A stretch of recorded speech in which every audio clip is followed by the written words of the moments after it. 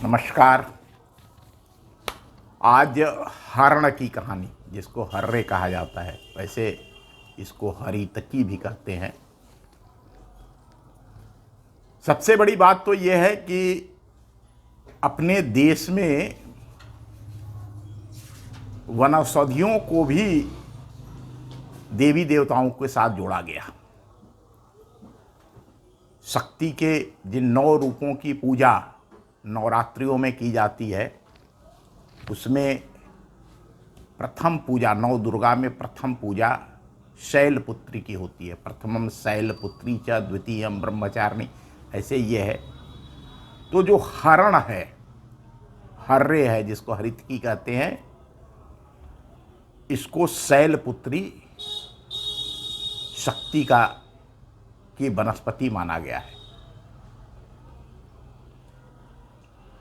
और यह जो 9 दुर्गा की प्रथम शक्ति हैं, इनके औषधीय गुण इस वनस्पति हरितकी हर्रे हरण में पाई जाती है।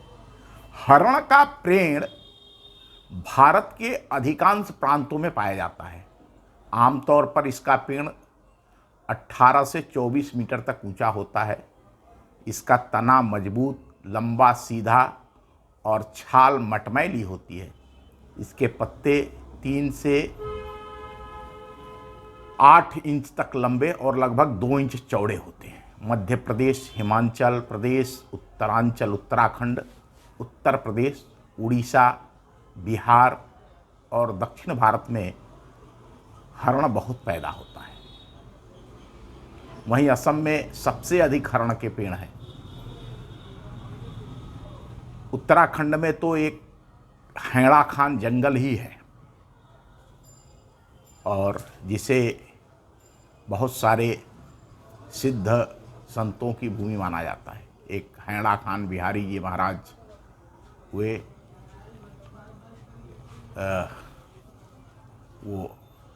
उनका नाम ही इसलिए पड़ गया कि वो हरण के जंगल में विचरण करते थे, इसलिए उनका लोगों ने नाम हैड़ा खान बिहारी, जो हैड़ा के जंगल में, हरण के जंगल में विचरण करते हैं, वो हैड़ा खान बिहारी हो गए।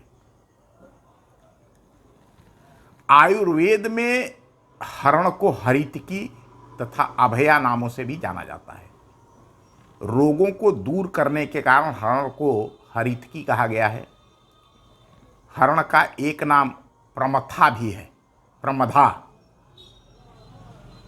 इसका अर्थ है रोगों को मथ कर उन्हें जड़ से समाप्त करने के गुण होने के कारण इसे प्रमथा कहा गया।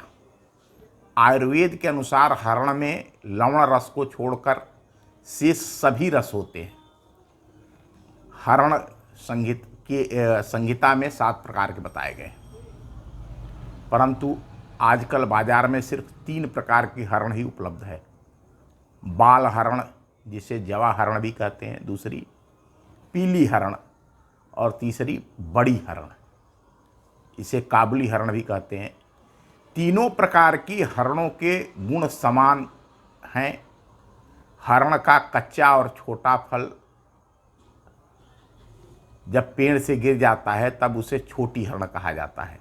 अर्थात हरण का जो छोटे फल होते हैं वो गिर जाते हैं तो उनको छोटी हरण कहते हैं।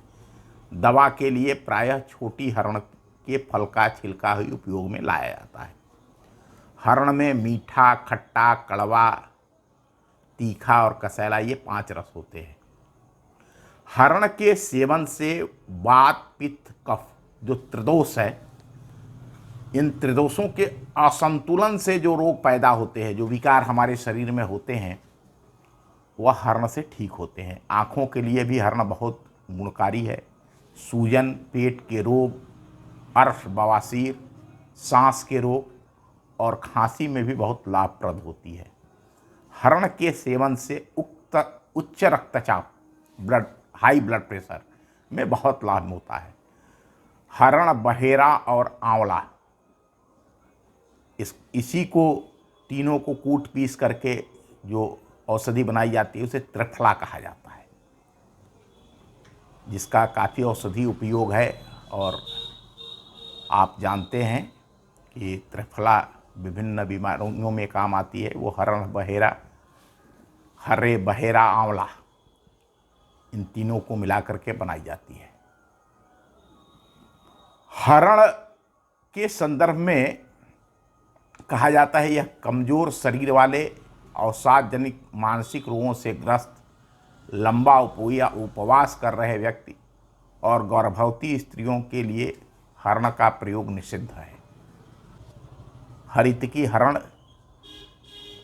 रसायन है एवं प्रयोग भेद से इसके गुण भिन्न भिन्न होते हैं। जैसे चबाकर इसका सेवन करने से भूख बढ़ती है, पीस कर खाने से मल शोधन करती है, उबाल कर खाने से मल को रोकती है। देखिए एक ही चीज़ है, एक ही हर्रे किसी प्रकार से काम करती है।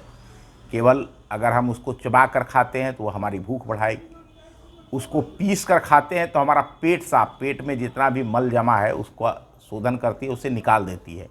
और अगर हम उसी हर्रे को उबाल करके और सेवन करते हैं तो वह मल को रोक देती है। एवं भून कर खाने से यह त्रिदोष शामक होती है, त्रिदोषों का नाश करती है। लवण नमक के साथ खाने पर यह कफ को नष्ट करती है। शर्करा गुड़ चीनी के साथ खाने से यह पित्त को, एवं घृत घी के साथ खाने पर यह सर्व रोगों को नष्ट करती है। रसायन गुण हेतु विभिन्न ऋतुओं में विभिन्न द्रव्यों से हरितकी सेवन की जाती है। वर्षा ऋतु में हर्रे का प्रयोग सेंधा नमक के साथ करना चाहिए, रॉक सॉल्ट। वही शरद ऋतु में, जाड़े के दिनों में गुड़ शर्करा के साथ, गुड़ शुगर चीनी के साथ। हेमंत ऋतु में हर्रे का उपयोग ड्राई जिंजर सूंठ के साथ करना चाहिए। शिशिर ऋतु में पीपली के साथ, पीपर जिसको कहा जाता है, पीपली के साथ। वसंत ऋतु में मधु के साथ, हनी जिसको कहते हैं, तो वसंत ऋतु में इसका सेवन मधु के साथ करना चाहिए, हनी के साथ करना चाहिए। और गर्मी के दिनों में गुड़ के साथ।